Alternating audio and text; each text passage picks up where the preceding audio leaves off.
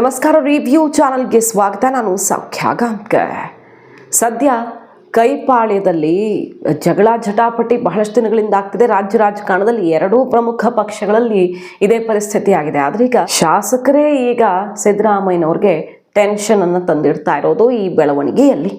High command ಸೂಚನೆ, ಕಟ್ಟಾಜ್ಞೆ, ಆದೇಶ ಎಲ್ಲದರ ಬಳಿಕವೂ ಕೂಡ ರಾಜ್ಯ ಕಾಂಗ್ರೆಸ್ನಲ್ಲಿ ಬಹಳ ಮಹತ್ವದ ಬೆಳವಣಿಗೆ ಆಗ್ತಾ ಇದೆ. ಮಾಹಿತಿನ ಮುಂದೆ ಇಡ್ತಾ ಇದೀವಿ. ಮಿಸ್ ಮಾಡಿದ್ರೆ ನಮ್ಮ ಚಾನಲ್ನ ಸಬ್ಸ್ಕ್ರೈಬ್ ಮಾಡಿ, ನಿಮ್ಮ ಅಭಿಪ್ರಾಯ ಕಮೆಂಟ್ ಮಾಡಿ ತಿಳಿಸಿ. ಎಸ್ ವೀಕ್ಷಕರೇ, ಖರ್ಗೆ ಅವರು ಹೈಕಮಾಂಡ್ ನಾಯಕರು ಎಲ್ಲಿ ತನಕ ಆದೇಶ ಹೊರಡಿಸಿದ್ರು ಅಂದರೆ, ಯಾರಾದರೂ ತುಟಿಕ್ ಪಿಟಿಕ್ ಅಂದರೆ ಬಾಯಿ ಬಿಟ್ಟರೆ ಎಷ್ಟು ಪ್ರಭಾವಿಗಳಾಗಿದ್ರು ಅವ್ರು ತಲೆ ತೆಗಿತೀವಿ ಅಂದರೆ ತಲೆದಂಡವಾಗತ್ತೆ, ಅವರು ರಾಜೀನಾಮೆ ಕೊಡಬೇಕಾಗತ್ತೆ, ಕ್ಯಾಬಿನೆಟಿಂದ ಹೊರದಬ್ಬಬೇಕಾಗತ್ತೆ ಅನ್ನೋ ತನಕ ಬೆಳಗಾವಿಯಲ್ಲಿ ಕಾರ್ಯಕ್ರಮ ಆಯ್ತಲ್ಲ, ಆ ಸಂದರ್ಭದಲ್ಲಿ ಕಟ್ಟಾಜ್ಞೆಯನ್ನೇ ಹೊರಡಿಸಿದ್ರು. ಅದಾದ ಬಳಿಕವೂ ಕಾರ್ಯಾಚರಣೆ ಜೋರಾಗಿ ನಡೀತಾ ಇದೆ. ಒಂದು ಕಡೆ ಸತೀಶ್ ಜಾರಕಿಹೊಳಿ ಅವರು ಮೀಟಿಂಗು ಅದು ಇದು ಅಂತ ಅವರು ಬ್ಯುಸಿ ಆಗಿದ್ದಾರೆ. ಈ ಕಡೆ ಪರಮೇಶ್ವರ್ ಅವರು ಹಾಗೆ ಡಿ ಕೆ ಶಿವಕುಮಾರ್ ಅವರು ಎಲ್ಲರದವ್ರವ್ರದ್ದೇ ಆದಂತಹ ಒಂದೊಂದು ಚಟುವಟಿಕೆಗಳು ಜೋರಾಗಿ ನಡೀತಾ ಇರೋದು. ಇದ್ರ ನಡುವೆ ನೋಡಿ, ಈಗ ಶಾಸಕರು ಕೊಡ್ತಿರುವಂತಹ ಹೇಳಿಕೆಗಳು ಯಾವ ರೀತಿ ಕಂಪನ ಸೃಷ್ಟಿಸ್ತಿದೆ ಕೈಪಾಳ್ಯದಲ್ಲಿ ಅಂತ.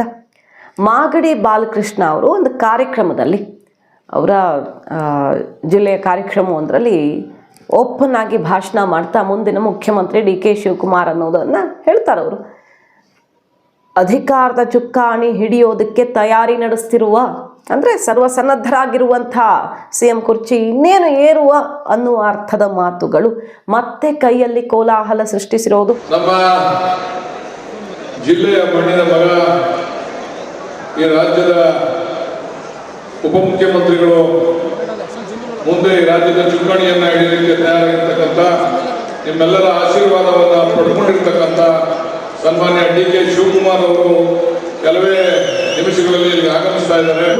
ಬಾಲಕೃಷ್ಣ ಅವರು ಹೈಕಮಾಂಡ್ ಕಟ್ಟಾಜ್ಞೆ ಬಂದ ಟೈಮಲ್ಲೇ ಮಾತಾಡಿದ್ರು, KPCC ಅಧ್ಯಕ್ಷ ಸ್ಥಾನ ಖಂಡಿತ ಖಾಲಿ ಆಗುತ್ತೆ. ಯಾವಾಗ ಅಂದರೆ ಡಿ ಕೆ ಶಿವಕುಮಾರ್ CM ಕುರ್ಚಿಲಿ ಕೂರ್ತಾರಲ್ಲ, ಆಗ ಸಹಜವಾಗಿ ಈ ಕುರ್ಚಿ ಖಾಲಿ ಆಗಲೇಬೇಕಲ್ಲ, ಅಲ್ಲಿ ತನಕ ಖಾಲಿ ಆಗಲ್ಲ ಅನ್ನೋ ಮಾತನಾಡಿದ್ರು. ಅದಾದ ಮೇಲೆ ಮತ್ತು ಸಿದ್ದು ಬಣ ಸಿಡ್ದೇಳ್ತು.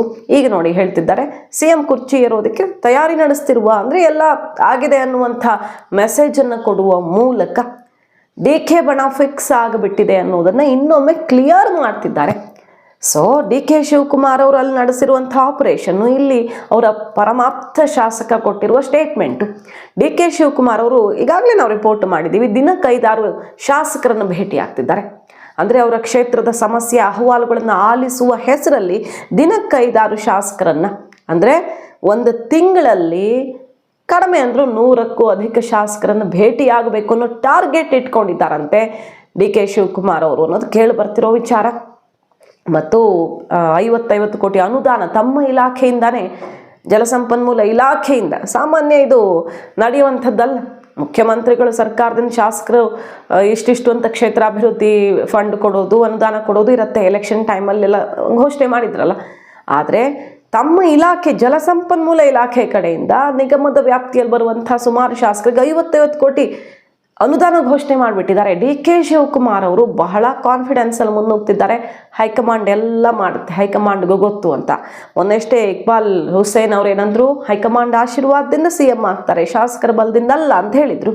ಅಂದರೆ ಅಷ್ಟರ ತನಕ ಹೈಕಮಾಂಡ್ ಆಶೀರ್ವಾದ ಸಿಕ್ಕಿದೆ ಅಂತ ಅವರ ಆಪ್ತ ಬಳಗದವರು, ಪರಮಾಪ್ತರು ಅಂತ ಗುರುತಿಸ್ಕೊಂಡಿರೋರು ಈಗ ಸ್ಟೇಟ್ಮೆಂಟ್ ಕೊಡ್ತಿರೋದು. ಇತ್ತ ಆರ್ ಅಶೋಕ್ ಅವರು ಕೊಟ್ಟಂಥ ಒಂದು ಹೇಳಿಕೆ ರಾಜ್ಯ ರಾಜಕಾರಣದಲ್ಲಿ ಸಂಚಲನ ಸೃಷ್ಟಿಸ್ತು. ನವೆಂಬರ್ 16ಕ್ಕೆ CM ಬದಲಾಗ್ತಾರೆ. ಡಿ ಕೆ ಶಿವಕುಮಾರ್ ಆಪ್ತ ವಲಯದಿಂದ IAS ಅಧಿಕಾರಿಗಳಿಂದನೇ ಬಂದಿರುವಂಥ ಡೇಟ್ ಇದು ಅಂತ ಅವ್ರು ಹೇಳಿದ್ರು.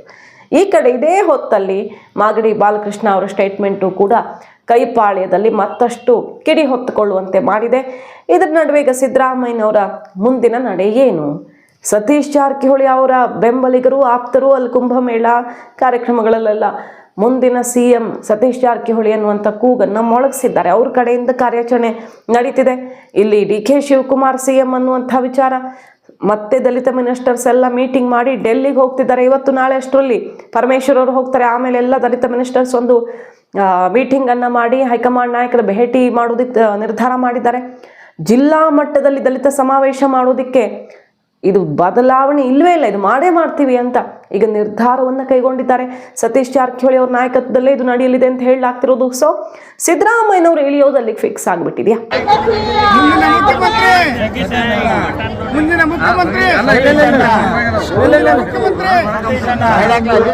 ಅವರ ಆಪ್ತ ಬಳಗದಲ್ಲಿ ಗುರುತಿಸ್ಕೊಂಡಿದ್ದಂತಹ CM ಸಲಹೆಗಾರ BR ಪಾಟೀಲ್ ಅವರು ಮೊನ್ನೆ ರಾಜೀನಾಮೆ ಕೊಟ್ಟರು. ವಾಪಸ್ ತಗೊಳ್ಳೋ ಮಾತೇ ಇಲ್ಲ ಅಂತ ಸರ್ಕಾರದ ವಿರುದ್ಧವೇ ಸೆಡ್ ಹೊಡೆದಿದ್ದಾರೆ. ಅನುದಾನ ಇಲ್ಲ, ಮತ್ತೊಂದಿಲ್ಲ ಅಂತ ಸರ್ಕಾರದ ವಿಚಾರದಲ್ಲಿ ಬಹಳ ಬೇಸರ ಮಾಡ್ಕೊಂಡು ಅವ್ರು ರಾಜೀನಾಮೆ ಕೊಟ್ಟು ಹೊರ ನಡೀತಾರೆ. ಅಂದರೆ ಸಿದ್ದರಾಮಯ್ಯನವ್ರು ತಾನು ಅಂದುಕೊಂಡಂಗೆ ಆಪ್ತರನ್ನು ಉಳಿಸ್ಕೊಳ್ಳೋಕ್ಕಾಗ್ತಿಲ್ಲ ಅಂತ ಅರ್ಥ ಆಯಿತು. ಅಂದರೆ ಆಪ್ತರಿಗೆ ಬೇಕಾಗಿದ್ದನ್ನು ಮಾಡಿಕೊಡುವಲ್ಲಿ ನಾಯಕ ಯಶಸ್ವಿ ಯಾವಾಗ ಆಗ್ತಾರೆ ಅಂದರೆ ಅವರ ಕೆಲಸಕ್ಕೆ ಅಡೆತಡೆ ಬರದೇ ಇದ್ದಾಗ. ಸೊ ಏನೋ ಒಂದಷ್ಟು ಸರ್ಕಾರದಲ್ಲಿ ಅಡೆತಡೆ ಆಗ್ತಿದೆ ಅನ್ನೋದಕ್ಕೆ BR ಪಾಟೀಲ್ರು ಸಿಡ್ದೆದ್ದು ಸರ್ಕಾರದ ವಿರುದ್ಧ ಇಂಥ ಹೇಳಿಕೆಯನ್ನು ಕೊಟ್ಟಿರೋದು ಸಾಕ್ಷಿ. ಈ ಹೊತ್ತಲ್ಲಿ DK CM ಆಗುವ ಸಮಯ ಬಂದೇ ಬಿಟ್ಟಿದೆ ಅಂತ ಹೈಕಮಾಂಡ್ ಕಟ್ಟಾಜ್ಞೆಯ ನಡುವೆಯೇ ಪರಮಾಪ್ತರು ಮೊಳಗಿಸಿರುವ ಘೋಷಣೆ. ಮಾಹಿತಿ ನಿಮಗೆ ಇಷ್ಟ ಆಗಿದ್ರೆ ಮಿಸ್ ಮಾಡಿದ್ರೆ ನಮ್ಮ ಚಾನಲ್ನ ಸಬ್ಸ್ಕ್ರೈಬ್ ಮಾಡಿ, ನಿಮ್ಮ ಅಭಿಪ್ರಾಯ ಕಮೆಂಟ್ ಮಾಡಿ ತಿಳಿಸಿ. Thank you.